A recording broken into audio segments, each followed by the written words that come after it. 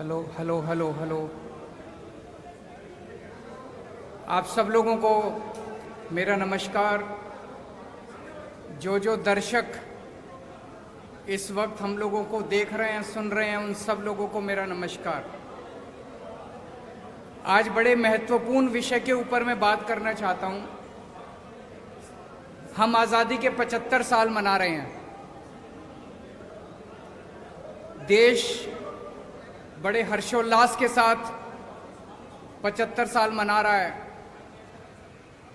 लेकिन सभी के मन में एक प्रश्न है। 75 साल हो गए। 75 साल किसी भी देश के लिए कोई बहुत ज्यादा नहीं होते, पर 75 साल किसी भी देश के लिए कम भी नहीं होते। 130 करोड़ भारतीयों के मन में प्रश्न है कि इन 75 सालों में कई देश हमसे आगे निकल गए,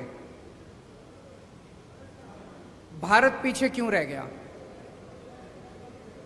भारत आज दुनिया का नंबर 1 देश क्यों नहीं है? भारत अमीर देश क्यों नहीं है?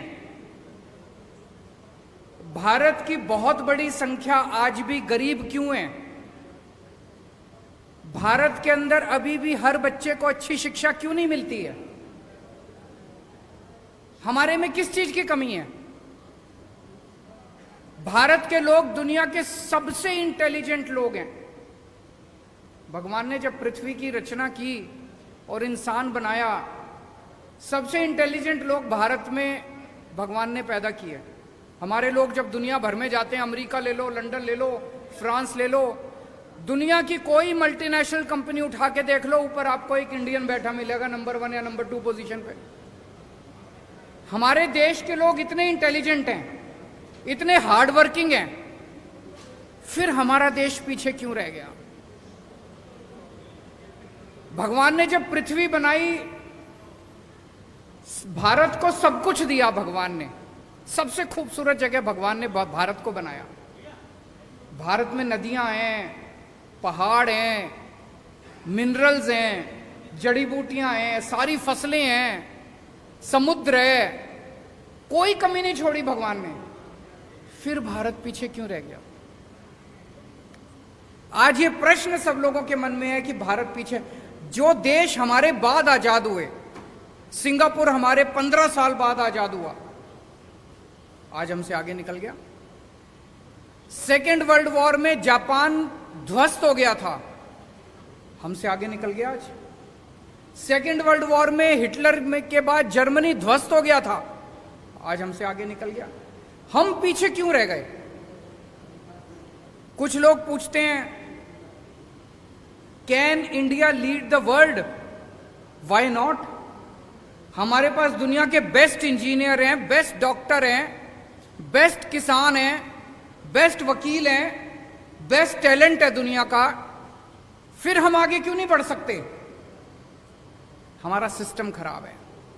पिछले 75 साल के अंदर इन पार्टियों और इन नेताओं ने मिलके हमारे देश के अंदर केवल राजनीति की है, गंदी राजनीति की है। इनके भरोसे अगर छोड़ दिया तो अगले 75 साल भी देश को ये आगे नहीं बढ़ने देंगे। अगले 75 साल भी भारत पीछे रह जाएगा। अब उम्मीद केवल एक ही है, इस देश की जनता।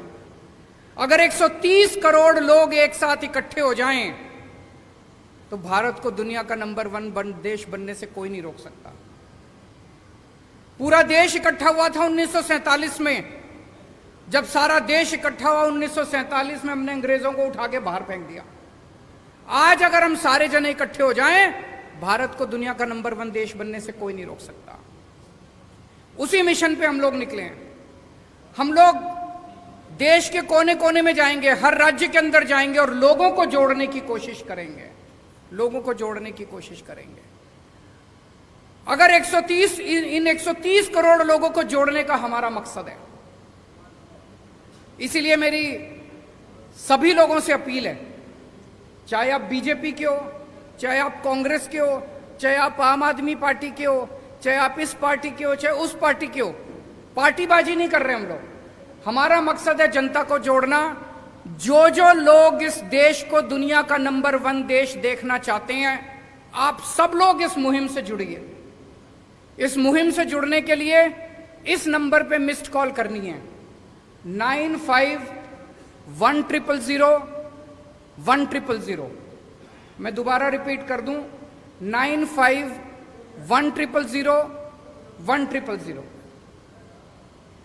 भारत को दुनिया का नंबर 1 देश बनाने का क्या मतलब है? हमें इस देश के हर बच्चे के लिए अच्छी शिक्षा का इंतजाम करना पड़ेगा। हमें इस देश में हर भारतीय के लिए अच्छे इलाज का इंतजाम करना पड़ेगा। हमें इस देश में हर व्यक्ति के लिए बिजली, पानी, रोजगार का, हर युवा के लिए रोजगार का इंतजाम करना पड़ेगा। भाषण देना बड़ा आसान है, मैं भी भाषण दे सकता हूं दुनिया का नंबर 1 देश बनाएंगे, लेकिन काम करना बड़ा मुश्किल है, बड़ी मेहनत करनी पड़ेगी। और इन सारी चीजों में सबसे इंपॉर्टेंट एक चीज है, वो है शिक्षा। मुझे लगता है 1947 में हम लोगों से एक गलती हुई थी। जैसे ही देश आजाद हुआ, आजाद भारत को सबसे ज्यादा तवज्जो शिक्षा पे देनी चाहिए थी। 1947 में ही हमें मिशन मोड में, वॉर मोड में, हर गांव के अंदर, हर मोहल्ले के अंदर अच्छे सरकारी स्कूल, फ्री शिक्षा, शानदार शिक्षा का इंतजाम करना चाहिए। लेकिन दुख की बात यह है कि आजादी के वक्त भी नहीं किया, और अब 75 साल के अंदर भी हमने शिक्षा के ऊपर उतनी तवज्जो नहीं दी। लेकिन अब और इंतजार नहीं कर सकता भारत। अब हमें वॉर मोड में पूरे देश के अंदर अच्छी और फ्री शिक्षा का इंतजाम करना है। मैंने आज ही चिट्ठी लिखी है प्रधानमंत्री जी को।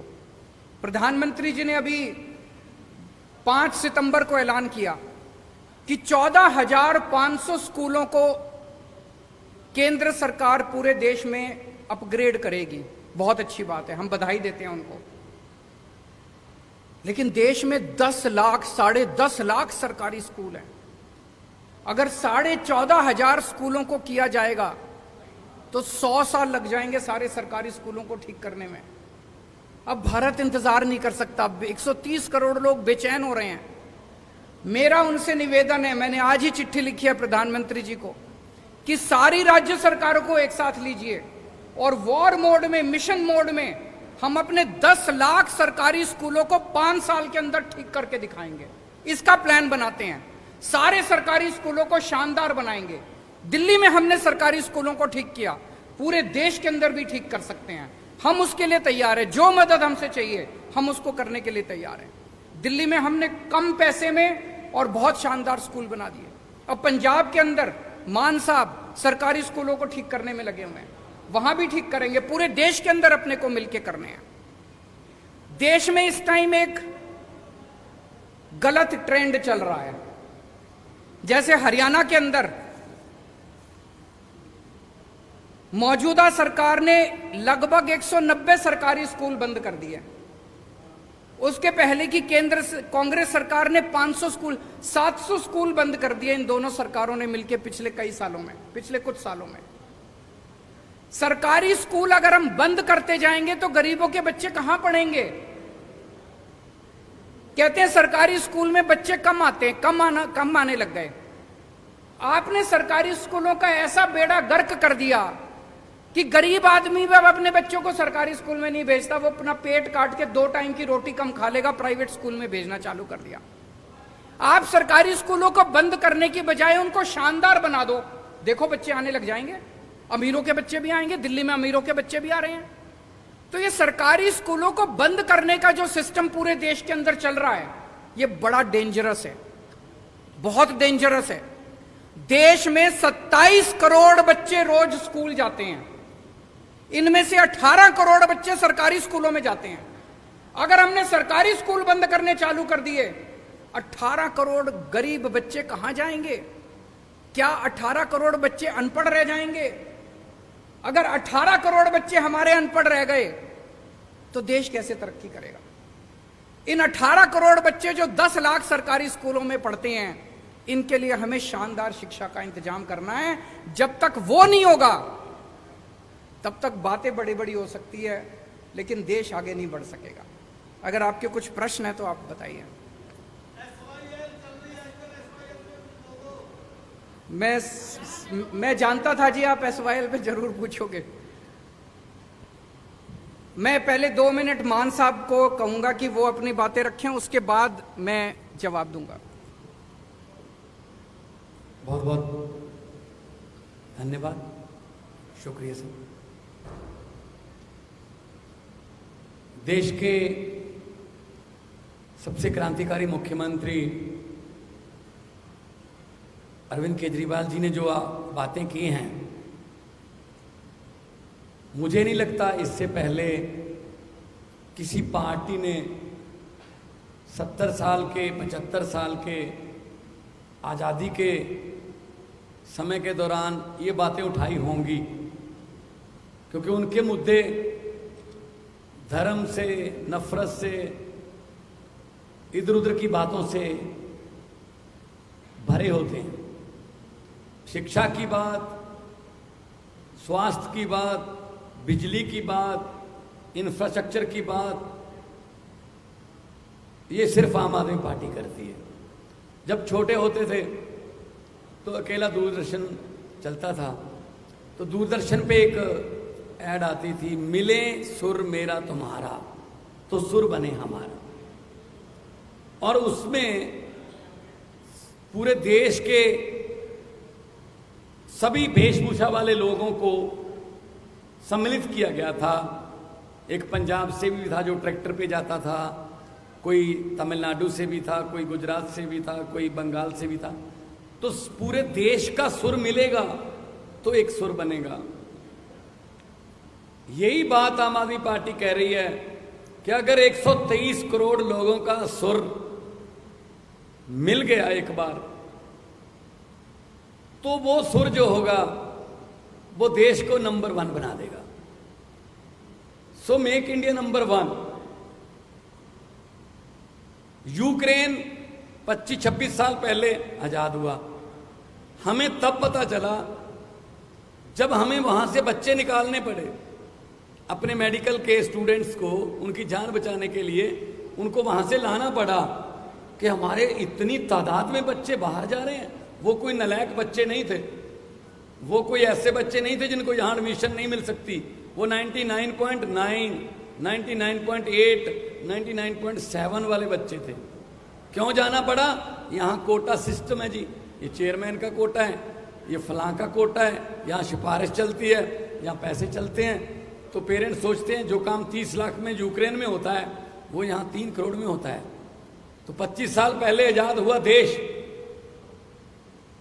हमसे ज्यादा मेडिकल इंफ्रास्ट्रक्चर में हमसे ऊपर चला गया। हम क्या करते रह गए?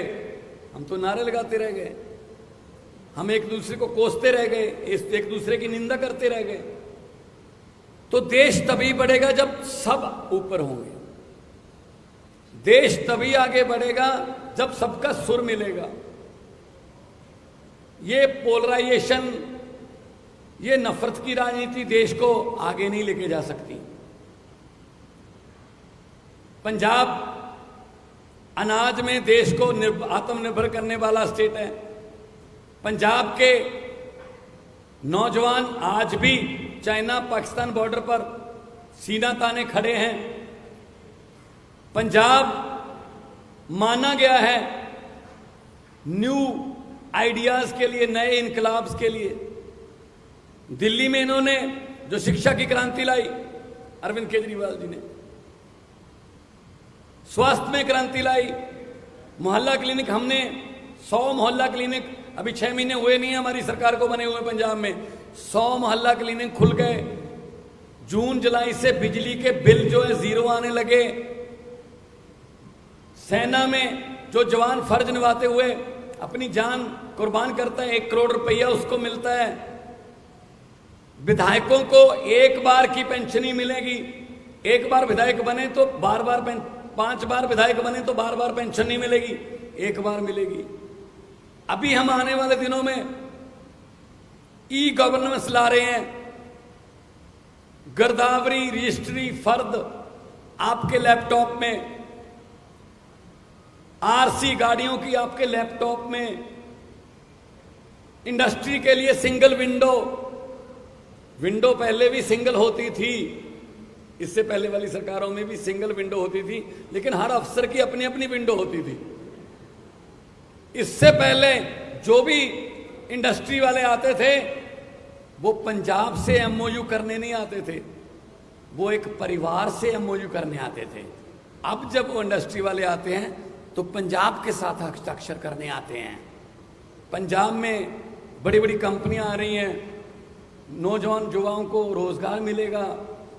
वही नौजवान जो आइलेट्स करके या कोई और तरीके से विदेश जा रहा है, ब्रेन ड्रेन हो रहा है, वो देश में रहेंगे।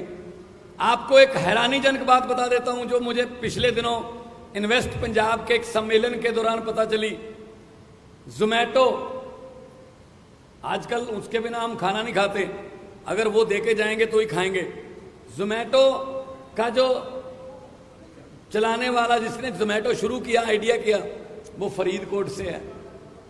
ओला का जो मालिक है वो सानेवाल से है। फ्लिपकार्ट पंजाबी का है।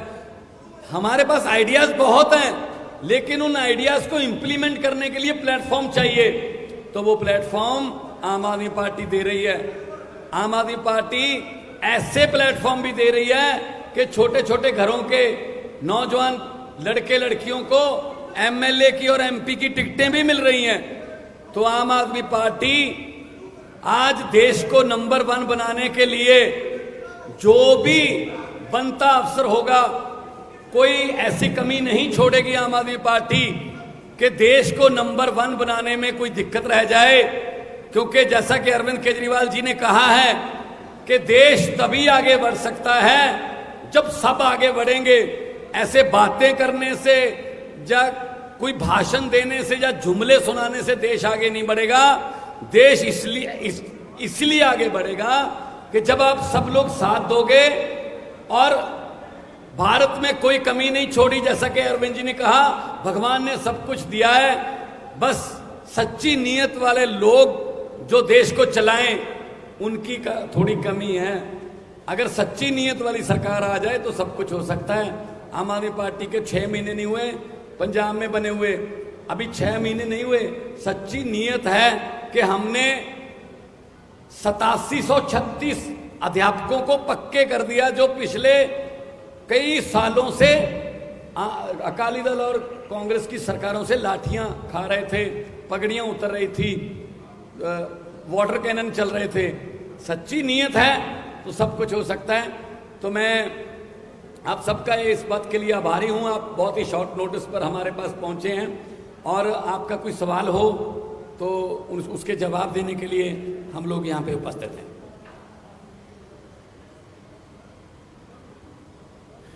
अभी हमारे मीडिया के एक साथी ने एसवाईएल के बारे में पूछा कि एसवाईएल पे हमारा क्या स्टैंड है।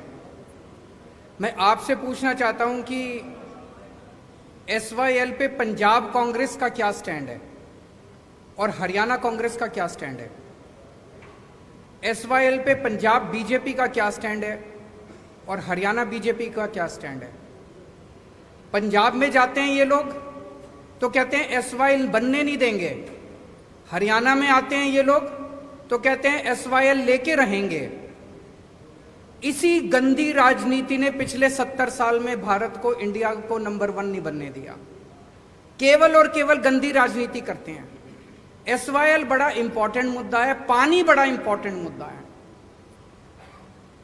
दोनों राज्यों में पानी की कमी है, हमें यह बात माननी पड़ेगी। पंजाब में पानी का स्तर बहुत नीचे जा रहा है, पानी की कमी है, लोग प्यासे हैं।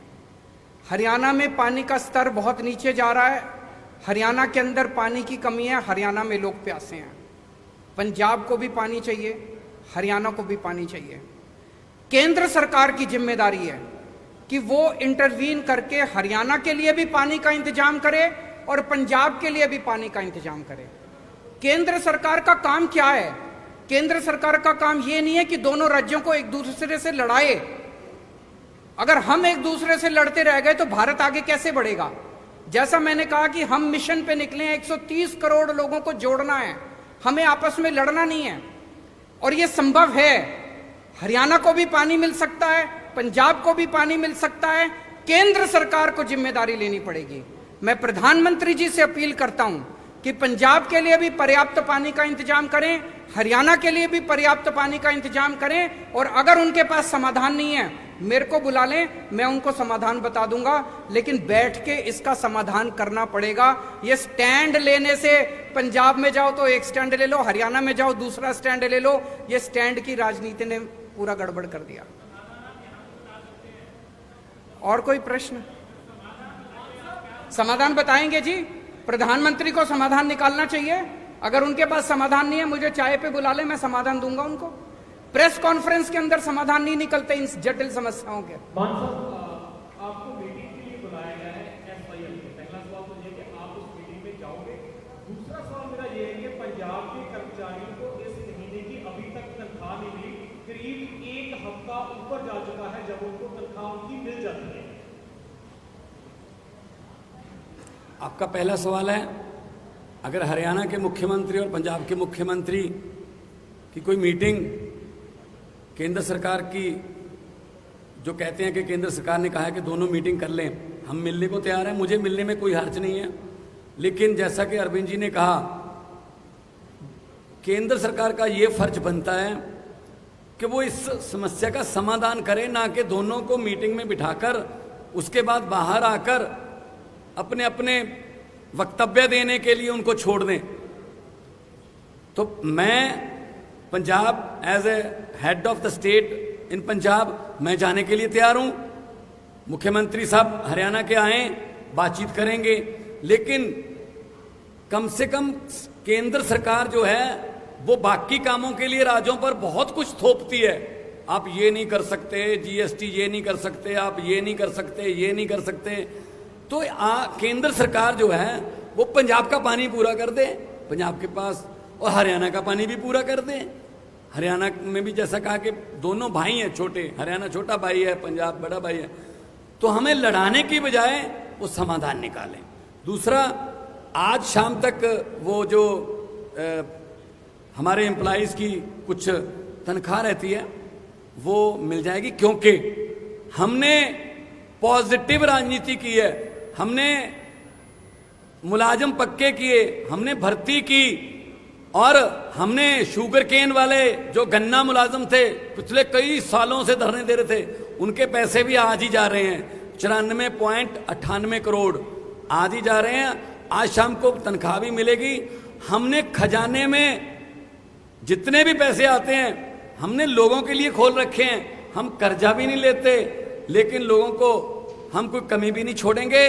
और इस बार 23% जीएसटी की कलेक्शन बढ़ी है, और जितना टैक्स आएगा हम इंफ्रास्ट्रक्चर के रूप में, हम स्कूलों के रूप में, सस्ती बिजली के रूप में, हम सड़कों के रूप में, अच्छे स्कूलों के रूप में, मोहल्ला क्लिनिक के रूप में लोगों पर ही खर्च करेंगे।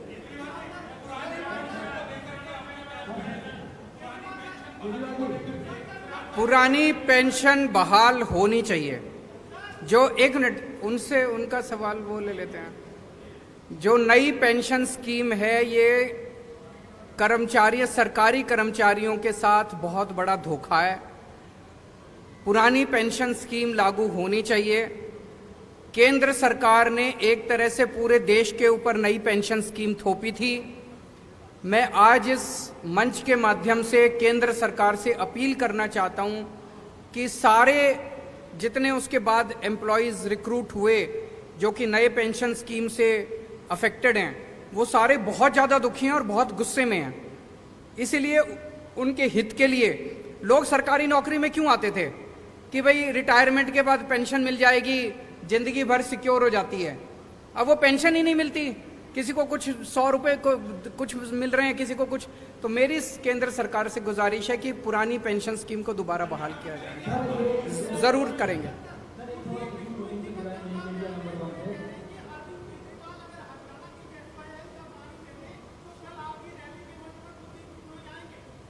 कुलदीप बिश्नोई की जरूरत ही नहीं हमको। कुलदीप बिश्नोई वहीं रहे, वो किस लिए? आप एक चीज बताओ, मैं आपसे पूछना चाहता हूं, अभी तक वो कांग्रेस में थे, अब वो बीजेपी में चले गए, अपनी पार्टी पहली एमएलए थे, अब भी एमएलए का चुनाव लड़ेंगे, तो क्यों गए हैं? उनके ऊपर इतने सारे केस थे, इतने सारे केस थे, तो वो अपने केस रफा दफा कराने के लिए गए हैं। तो वो जनता से वोट किस लिए मांग रहे हैं? अब वो इसलिए नहीं मांग रहे कि मैं तुम्हारा कुछ भला करूंगा, भला तो पहले कर देते, अभी भी कांग्रेस में ही थे, एमएलए ही थे। वो जनता से कह रहे हैं मेरे को वोट दो ताकि मैं अपने सारे केस रफा दफा करा लूं। तो कुलदीप बिश्नोई जहां आए हैं वहीं रहे, उनकी हमें जरूरत नहीं है।